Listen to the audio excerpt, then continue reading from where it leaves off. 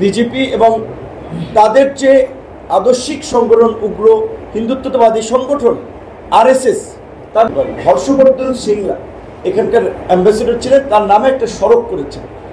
আমরা যতদূর দেখেছি যে আমাদের এই প্রতিবেশী দেশ, আমরা বন্ধুপ্রতিম রাষ্ট্র বলি, আমরা একটা সুসম্পর্কের মধ্যে দিয়ে বারবার আমরা সম্পর্ককে এগিয়ে নিতে চাই, কিন্তু তাদের রাষ্ট্রীয় নীতিটা আমরা বরাবর দেখেছি বাংলাদেশের জনগণের বিরুদ্ধে।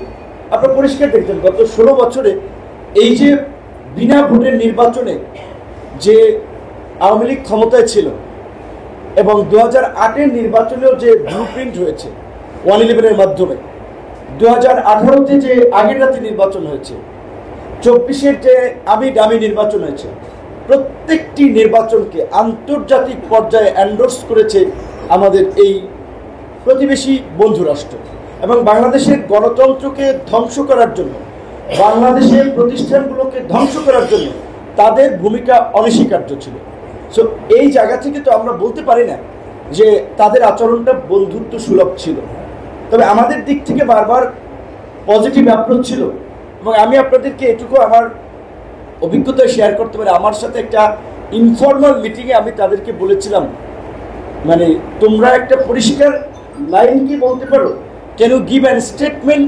ওয়েস্টার্ন অ্যাম্বাসেডার্স যেভাবে বলতেছে বা ওয়েস্টার্ন কান্ট্রিগুলো যেভাবে বলতেছে যে আমরা বাংলাদেশে একটা ফ্রি, ফেয়ার এবং ক্রেডিবল ইলেকশন দেখতে চাই।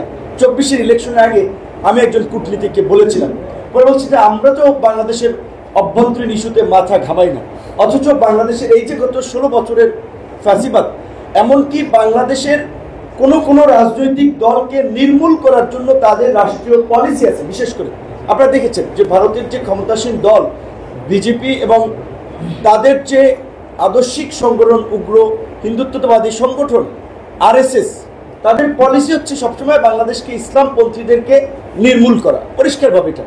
যদিও আমাদের দেশে আমরা হিন্দু, মুসলিম, বৌদ্ধ, খ্রিস্টান সবাই একটা বন্ধুত্বপূর্ণ পরিবেশের মধ্যে দিয়ে আমরা বসবাস করছি এবং বাংলাদেশে কার্যত সাম্প্রদায়িক সম্প্রীতির যে উদাহরণ, এটা পৃথিবীর খুব কম দেশে